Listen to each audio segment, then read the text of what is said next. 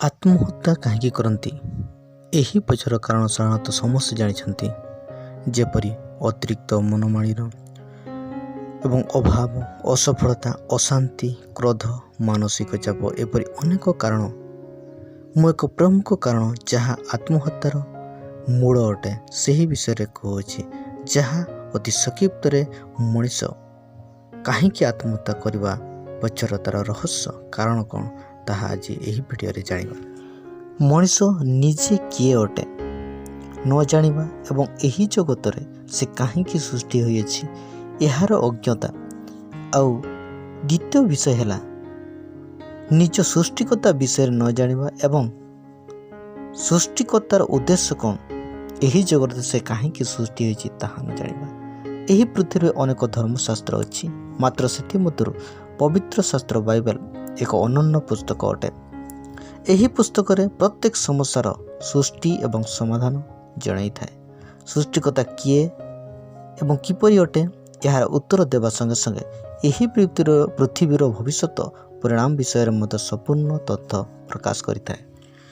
ବାଇବେଲର ପ୍ରଥମ ପୁସ୍ତକ ଆଦି ପୁସ୍ତକ ତା'ର 1:26 ଏବଂ 2:7 ଲେଖାଯାଏ ଯେ ଈଶ୍ୱର ମନୁଷ୍ୟକୁ ଆପଣା ପ୍ରତିମୂର୍ତ୍ତିରେ ଏବଂ ଆପଣା ସାଦୃଶ୍ୟରେ ନିର୍ମାଣ କଲେ ଏବଂ ଈଶ୍ୱର ଭୂମିର ଧୂଳି ଦ୍ୱାରା ମନୁଷ୍ୟକୁ ନିର୍ମାଣ କରି ତାହାର ନାସିକା ରନ୍ଧ୍ରରେ ଫୁଙ୍କ ଦେଇ ପ୍ରାଣବାୟୁ ପ୍ରବେଶ କରାଇଲେ। ତହିଁରେ ମନୁଷ୍ୟ ଜୀବିତ ପ୍ରାଣୀ ହେଲା।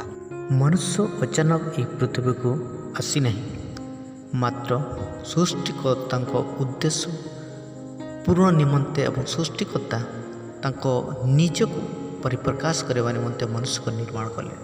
ଯିଶାୟା 43:21 ଲେଖାଯାଏ, ସେହି ଲୋକମାନଙ୍କୁ ଆମ୍ଭେ ଆପଣା ପ୍ରଶଂସା ବର୍ଣ୍ଣନା କରିବା ନିମନ୍ତେ ସୃଷ୍ଟି କରିଅଛୁ। ତ ଈଶ୍ୱର ମନୁଷ୍ୟକୁ ସୃଷ୍ଟି କରିବା ପଛରେ ଗୋଟିଏ କାରଣ ହେଲା ଯେ ତାଙ୍କ ପ୍ରଶଂସା ବର୍ଣ୍ଣନା କରିବା। ପବିତ୍ର ଶାସ୍ତ୍ର ବାଇବେଲରେ ଆମେ ଦେଖିବାକୁ ପାଉ ଯେ ମନୁଷ୍ୟ ଈଶ୍ୱରଙ୍କ ଆଜ୍ଞା ଲଙ୍ଘନ କରିଲା ଏବଂ ଈଶ୍ୱର ଓ ମନୁଷ୍ୟ ମଧ୍ୟରେ ସମ୍ପର୍କ ମଧ୍ୟ ଦୂରେଇଗଲା। ମାତ୍ର ମନୁଷ୍ୟ ପ୍ରତି ଈଶ୍ୱରଙ୍କ ପ୍ରେମ ଥିବାରୁ ମନୁଷ୍ୟକୁ ପରିତ୍ୟାଗ କରିନଥିଲେ। ଶେଷରେ ଯୀଶୁଖ୍ରୀଷ୍ଟ ଏହି ଜଗତରେ ଅବତୀର୍ଣ୍ଣ ହୋଇ ମାନବକୁ ଈଶ୍ୱରଙ୍କ ସହିତ ମିଳିତ କରିବା ନିମନ୍ତେ ଯେଉଁ ଉଦ୍ଧାର କାର୍ଯ୍ୟ ଆବଶ୍ୟକ, ମୁକ୍ତିର ଆବଶ୍ୟକତା ଥିଲା ତାହା ସେ ପୂରଣ କଲେ, ତାହା ସମ୍ପୂର୍ଣ୍ଣ କଲେ। ସେହି ଯୀଶୁଖ୍ରୀଷ୍ଟଙ୍କୁ ବିଶ୍ୱାସ କରୁଥିବା ପ୍ରତ୍ୟେକ ବ୍ୟକ୍ତି ଈଶ୍ୱରଙ୍କ ମନ୍ଦିର ହୋଇଯାଏ। ପ୍ରଥମ କରନ୍ଥୀୟ 6:19-20 ଲେଖାଯାଏ, ତୁମ୍ଭମାନଙ୍କ ଶରୀର ଯେ ଈଶ୍ୱରଙ୍କ ଠାରୁ ପ୍ରାପ୍ତ, ତୁମ୍ଭମାନଙ୍କର ଅନ୍ତର୍ବାସୀ ପବିତ୍ର ଆତ୍ମାଙ୍କ ମନ୍ଦିର, ଏହା କ'ଣ ଜାଣ ନାହିଁ? ଆଉ ତୁମ୍ଭେମାନେ ନିଜେ ନିଜର ନୁହଁ, କାରଣ ତୁମ୍ଭେମାନେ ବିଶେଷ ମୂଲ୍ୟରେ କିଣାଯାଇଅଛ। ଏଣୁ ତୁମ୍ଭମାନଙ୍କ ଶରୀରରେ ଈଶ୍ୱରଙ୍କର ଗୌରବ ପ୍ରକାଶ କର।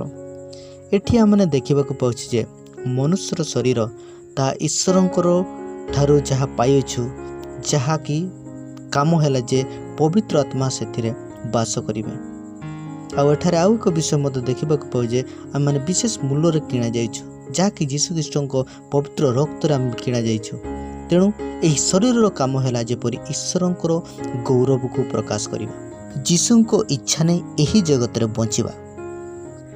ମନୁଷ୍ୟ ଯେତେବେଳେ ସତ୍ୟ ଈଶ୍ୱରଙ୍କୁ ଜାଣେ, ସେତେବେଳେ ହିଁ ସେ ଶରୀରର ତା'ର ମୂଲ୍ୟକୁ ବୁଝିପାରେ ଏବଂ ସେହି ଶରୀରକୁ ସେ ଈଶ୍ୱରଙ୍କ ଅନୁଯାୟୀ, ପବିତ୍ର ଶାସ୍ତ୍ର ବାଇବେଲ ଅନୁଯାୟୀ ସେହି ଶରୀର କୌଣସି ମନ୍ଦ ଅଭିପ୍ରାୟରେ ସେ ଶରୀରକୁ ସେ ବ୍ୟବହାର କରେ ନାହିଁ, ମାତ୍ର ସେ ଈଶ୍ୱରଙ୍କ ଇଚ୍ଛା ଅନୁଯାୟୀ ସେହି ଶରୀର ବ୍ୟବହାର କରିଥାଏ।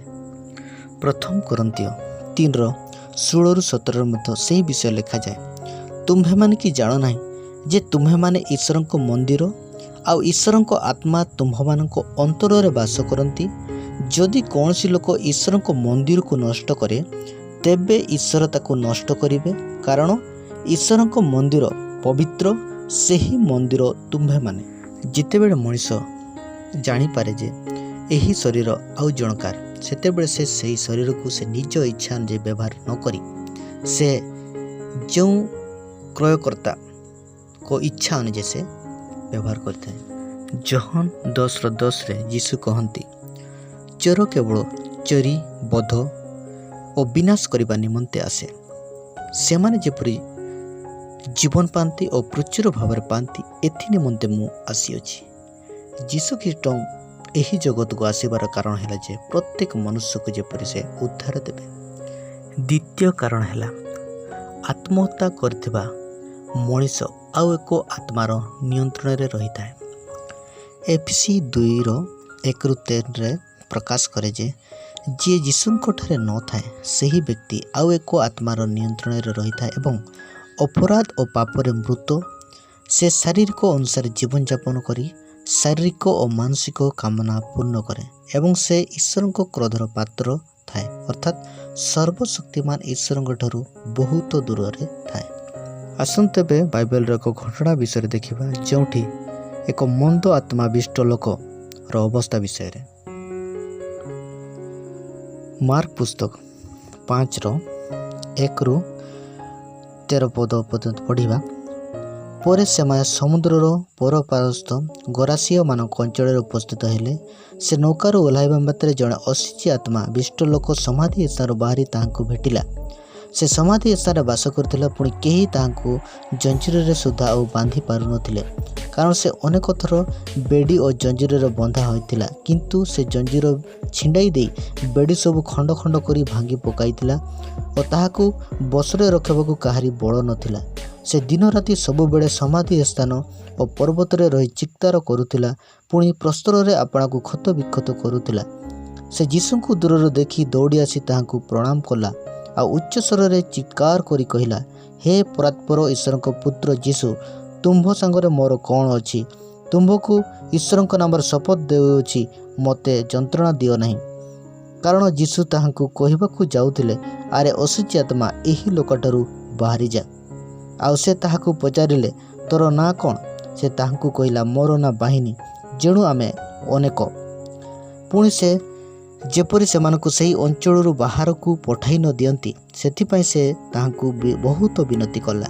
ସେଠାରେ ପର୍ବତ କଡ଼ରେ ଗୋଟିଏ ଘୁଷୁରିପୁର ଚରୁଥିଲା, ଆଉ ସେମାନେ ତାହାଙ୍କୁ ବିନତି କରି କହିଲେ, ସେହି ଘୁଷୁରିମାନଙ୍କ ଭିତରେ ପଶିବା ପାଇଁ ଆମ୍ଭମାନଙ୍କୁ ସେମାନଙ୍କ ମଧ୍ୟକୁ ପଠାଅ। ସେ ସେମାନଙ୍କୁ ଅନୁମତି ଦିଅନ୍ତେ। ଅଶୁଚି ଆତ୍ମା ଗୁଡ଼ାକ ବାହାରି ଘୁଷୁରିମାନଙ୍କ ଭିତରେ ପଶିଲେ। ସେଥିରେ ସେହି ପଲ ଅତି ବେଗରେ ଦୌଡ଼ି ଯାଇ ତୀଖ ସ୍ଥାନରୁ ସମୁଦ୍ରରେ ପଡ଼ି ବୁଡ଼ି ମରିଲେ। ଘୁଷୁରିମାନଙ୍କ ସଂଖ୍ୟା ପ୍ରାୟ 2000 ଥିଲା। ତା ତଳକୁ ପଢ଼ିବା ଯଦି ଆମେ ଜାଣିପାରିବା, ସେମାନଙ୍କୁ ଚରାଉଥିବା ଲୋକମାନେ ପଳାଇ ଯାଇ ନଗର ଓ ପଲ୍ଲୀଗୁଡ଼ିକରେ ତାହା ଜଣାଇଲେ। ସେଥିରେ ଲୋକେ କ'ଣ ଘଟିଛି ବୋଲି ଦେଖିବାକୁ ଆସିଲେ। ପୁଣି ସେମାନେ ଯୀଶୁଙ୍କ ନିକଟକୁ ଆସି ସେହି ଭୂତଗ୍ରସ୍ତ ଅର୍ଥାତ୍ ଯାହାକୁ ପୂର୍ବରେ ବାହିନୀ ଭୂତ ଲାଗିଥିଲା ତାହାକୁ ଲୁଗା ପିନ୍ଧି ଭଲ ମନରେ ବସିଥିବା ଦେଖି ଭୀତ ହେଲେ। ଏହି ମନ୍ଦ ଆତ୍ମା ପ୍ରପୀଡ଼ିତ ଲୋକ ବିଷୟରେ ଆମେ ଦେଖିବାକୁ ପାଉଛୁ ଯେ ସେ ସମାଧି ସ୍ଥାନମାନଙ୍କରେ ରହୁଥିଲା ଏବଂ ତାକୁ ଜଞ୍ଜିରରେ ବାନ୍ଧିକି ଅଟକେଇବା ପାଇଁ ଚେଷ୍ଟା କରୁଥିଲା, ମାତ୍ର ସେ ଜଞ୍ଜିରକୁ ସେ ଭାଙ୍ଗି ଖଣ୍ଡ ଖଣ୍ଡ କରିଦେଉଥିଲା ଏବଂ ସେ ସମାଧି ସ୍ଥାନରେ ସେ ରହୁଥିଲା ଏବଂ ସେ ଚିତ୍କାର କରିକି ସେ ପର୍ବତରେ ରହିକି ସେ ଚିତ୍କାର କରୁଥିଲା ଏବଂ ସେ ପ୍ରସ୍ତରରେ ଆପଣାକୁ କ୍ଷତ ବିକ୍ଷତ କରିଥିଲା। ତ ତାଙ୍କର ଅବସ୍ଥା ଆମେ ଦେଖିବାକୁ ପାଉଛୁ ଯେ ଗୋଟେ ବ୍ୟକ୍ତି ଯେତେବେଳେ ସେ ଆଉ ଗୋଟିଏ ଆତ୍ମାର ନିୟନ୍ତ୍ରଣରେ ରହେ, ସେ କେବେ ହେଲେ ସେ ନିଜ ଶରୀର ବିଷୟରେ ସେ କେବେ ଚିନ୍ତା କରେ ନାହିଁ, ମାତ୍ର ସେହି ଆତ୍ମା ତାର ଶରୀରକୁ କିପରି ନଷ୍ଟ କରିବ ସେହି ଚେଷ୍ଟାରେ ଥାଏ। ତ ପ୍ରକୃତରେ ଆମେମାନେ ଯେତେବେଳେ ଗୋଟେ ବ୍ୟକ୍ତିକୁ ଆତ୍ମହତ୍ୟା କରିବାରେ ସେ ଯେତେବେଳେ ନିଷ୍ପତ୍ତି ନେଇଥାଏ ସେତେବେଳେ ସେ ଆଉ ଏକ ଆତ୍ମା ଦ୍ୱାରା ସେ ଚାଳିତ ହୋଇଥାଏ ଏବଂ ଶେଷରେ ସେ ଯେତେବେଳେ ସେ ଆତ୍ମହତ୍ୟା କରେ ଏବଂ ସେହି ଆତ୍ମା ତା ଦେହରୁ ବାହାରିଯାଏ, କିନ୍ତୁ ବାସ୍ତବରେ କ୍ଷତି ସେହି ଲୋକ ନିଜର ହୋଇଥାଏ। ଏବେ ଦେଖିବା ଯେ ଆତ୍ମହତ୍ୟା କରୁଥିବା ଲୋକର ଶେଷ ଦଶା କ'ଣ ହୁଏ।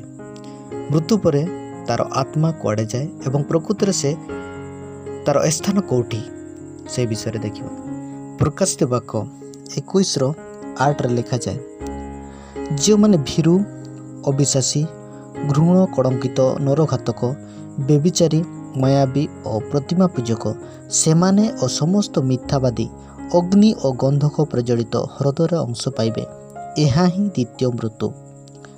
ଏଠାରେ ଦୁଇ ପ୍ରକାର ବ୍ୟକ୍ତି ବିଷୟରେ ଆମେ ଯଦି ଦେଖିବା, ଯେଉଁଥିରେ ଲେଖା ହେଇଛି ଯେ ଯେଉଁମାନେ ଭୀରୁ ଏବଂ ଯିଏ ନରଘାତକ। ତ ଏହି ଦୁଇ ଜଣ ବ୍ୟକ୍ତି ବିଷୟରେ ଯଦି ଆମେ ଦେଖିବୁ, ଭୀରୁ ଯିଏକି ନିଜକୁ କୌଣସି ପରିସ୍ଥିତିକୁ ସାମ୍ନା ନ କରିପାରିବା ଦ୍ୱାରା ସେ ଆତ୍ମହତ୍ୟା ଭଳିଆ କାମକୁ ସେ ଆପଣାର କରିଥାଏ ଏବଂ ଆଉ ଜଣେ ନରଘାତକ। ଅନେକ ସମୟରେ ନରଘାତକ ଆଉ ଜଣକୁ ମାରିବା ଦ୍ୱାରା ଆମେ ତାକୁ ନରଘାତକ ଆଖ୍ୟା ଦେଇଥାଉ, କିନ୍ତୁ ବାସ୍ତବରେ ଯିଏ ନିଜକୁ ମାରିଥାଏ ସେ ମଧ୍ୟ ନରଘାତକ ଅଟେ। ତ ଏମାନଙ୍କର ଶେଷ ଦଶା କ'ଣ ହେଉଛି ନା, ଏଠାରେ ଲେଖା ହେଉଛି ସେମାନେ ଅଗ୍ନି ଓ ଗନ୍ଧକ ପ୍ରଜ୍ୱଳିତ ହ୍ରଦର ଅଂଶ ପାଇବେ। ଅର୍ଥାତ୍ ଏହା ହିଁ ଦ୍ୱିତୀୟ ମୃତ୍ୟୁ ଅଟେ ଏବଂ ଏହା ହିଁ ସେଇ ନର୍କ, ଯେଉଁଠିକି କେବଳ ଅଗ୍ନିମୟ ହ୍ରଦ ଯାହାକୁ କହିଛି ତାହା ହେଉଛି ବାସ୍ତବରେ ନର୍କ ଅଟେ। ଏବେ ଦେଖିବା ଯେ ଆଉ କେଉଁ ପ୍ରକାର ଲୋକମାନେ ନର୍କରେ ରହିବେ ବୋଲିକି। ଗାଲାତୀୟ 5:19-21। ବ୍ୟଭିଚାର, ଅଶୁଚିତା, କାମୁକତା, ପ୍ରତିମା ପୂଜା, କୁହୁକ, ଶତ୍ରୁତା, ବିବାଦ, ଦେଶ, କ୍ରୋଧ, ସ୍ୱାର୍ଥପରତା, ଦଳଭେଦ, ମତଭେଦ, ଈର୍ଷା, ମତ୍ତତା, ରଙ୍ଗରସ।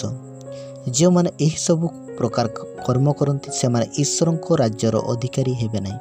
ଏଠି ବାଇବେଲ ସ୍ପଷ୍ଟ କହୁଛି ଯେ ଏହି ପ୍ରକାର ଲୋକମାନେ ମଧ୍ୟ ଏହି ପ୍ରକାର କାମରେ ଯେଉଁମାନେ ଥାନ୍ତି ସେମାନେ ମଧ୍ୟ ସ୍ୱର୍ଗ ରାଜ୍ୟ ଅର୍ଥାତ୍ ସେମାନେ ସ୍ୱର୍ଗ ରାଜ୍ୟରେ ରହିବେ ନାହିଁ, ମାତ୍ର ସେମାନଙ୍କର ସ୍ଥାନ ନର୍କରେ ହେବ।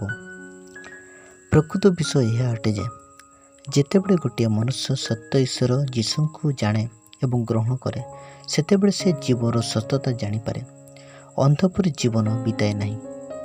ଶରୀରର ଅପବ୍ୟବହାର ବିଷୟର ପରିଣାମ ଜାଣିପାରେ, ଯାହାଫଳରେ ଆତ୍ମହତ୍ୟା ପରି କର୍ମକୁ ଆପଣାର କରେ ନାହିଁ, ବରଂ ଈଶ୍ୱର ହିଁ ତାଙ୍କୁ ବଞ୍ଚିବାର ସାମର୍ଥ୍ୟ ଯୋଗାଇ ଦିଅନ୍ତି।